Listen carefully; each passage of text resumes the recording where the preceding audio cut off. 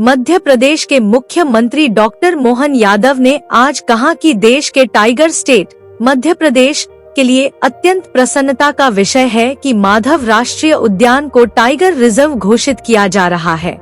जिससे निश्चित ही संपूर्ण क्षेत्र में पर्यटन उद्योग को बढ़ावा मिलेगा।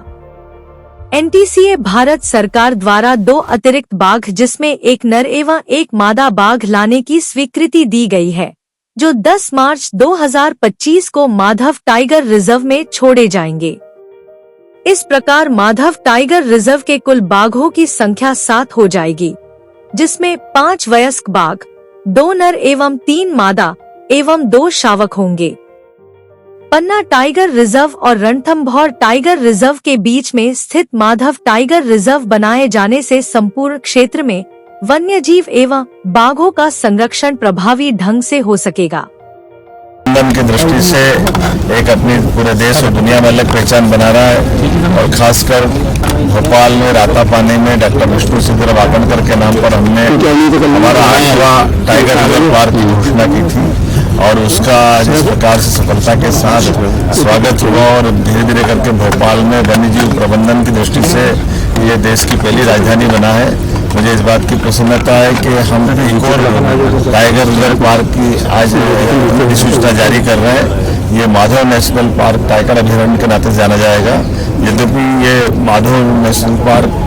तो 1956 में बना, लेकिन टाइगर रिजर्व पार्क करके जब बन के जाता है तो ऐसे में टाइगर की जिज्ञासा और हमारा फॉरेन का, अपने देश का, सभी जिज्ञासु पर्यटकों का ये अद्भुत केंद्र बनेगा। मुझे इस बात की प्रसन्नता है कि मध्य प्रदेश में सुशील प्रधानमंत्री के माध्यम से एशिया का पहला चीता प्रोजेक्ट भी सफलतापूर्वक हमने यहीं चंबल के बेल्ट में ही श्योपुर और मुरैना से जोड़कर इसकी शुरुआत की थी और उसकी दूसरी पीढ़ी भी अब हमने जंगलों के अंदर हमारे सभी चीता सफलता के साथ घूमते दिखाई दे रहे हैं। और ये चीता नहीं, यहाँ इसी चंबल के क्षेत्र में घड़ियाल प्रोजेक्ट भी काम कर रहा है, जो चंबल के नदी के माध्यम से घड़ियाल पुनर्वास की दृष्टि से एक बड़ा प्रोजेक्ट है। और अब तीसरा ये माधव नेशनल पार्क टाइगर अभयारण्य बनने के साथ ही एक पूरा चंबल का बेल्ट पर्यटन की दिशा में, रोजगार की दिशा में, क्षेत्र को पहचान की दिशा में एक नई अपनी पहचान बनाएगा।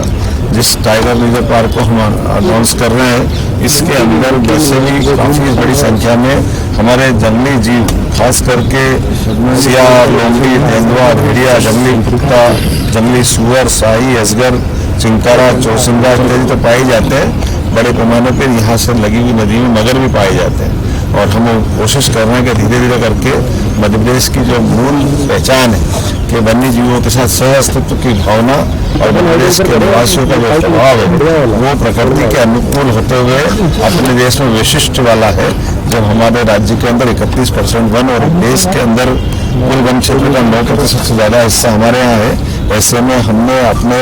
वन्य पॉलिसी के अंतर्गत इसको टाइगर रिजर्व की घोषणा की है। मैं उम्मीद करता हूँ कि इसके करने से, उदाहरण के लिए बताना चाहूँगा, अभी की दशा में 8वां रिजर्व पार्क में हमारे सारे पर्यटकों के आगामी,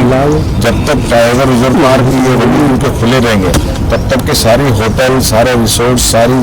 रुकने की जगह, सारी जिप्सियाँ, सारी की सारी फुल है। कोशिश कर रहा है कि और आने वाले समय में पर्यटकों की संख्या बढ़ती जाए। तो इन्वेस्टर समिट में हमने अपने आप में इस चीज़ की गुंजाइश दी है कि भविष्य में ऐसे हम पार्क भी बढ़ाते जाएं और नए नए प्रकार से रुचि बनाते हुए इस पर आगे बढ़े। मुझे इस बात का संतोष है कि ये नवा टाइगर रिजर्व पार्क अपने आप में उल्लेखनीय रहेगा और 2025 का तो ये समय हमारे लिए और अनुकूल है, जब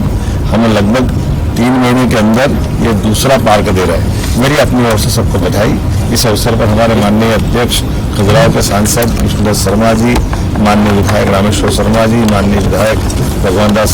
सरनानी जी, हमारे नगर निगम सहित हमने इस कन्वेंशन सेंटर का भी भूमि पूजन किया है। मुझे इस बात की प्रसन्नता है कि ये भूमि पूजन हमारे लिए भोपाल की जो GIS हमने की थी, तो GIS में हमने घोषणा की थी कि GIS अभी आज की स्थिति में मानव संग्रहालय में करवाई थी, जिसका अस्थायी प्रबंधन किए गए थे। लेकिन आने वाले समय में जैसा हमारा एक कुशवाहा ठाकरे सभागार है, उसी की जैसी डिजाइन से मिलती जुलती लेकिन सर्व सुविधा होगी। तो ये पूरा कन्वेंशन सेंटर बनेगा जिसके अलग अलग प्रकार के सारे प्रबंधन करते हुए भविष्य में सभी प्रकार के आयोजनों के लिए ये बहुत उपयुक्त स्थान रहेगा। वैसे भी शहर के मध्य में और गौरवशाली अतीत को समेटे हुए ऐसे में हम सबकी प्रयास है कि भोपाल का अपना जो राजधानी का अपना उसका दर्जा है उस नाते से जो चीज की कमी थी मुझे लगता है आज के भूमि पूजन से ये पूरी होगी। लगभग 110 करोड़ से ज्यादा की लागत से ये जो नया कन्वेंशन हॉल बन रहा है तो इसके माध्यम से 19 कमरे बनेंगे। पूरा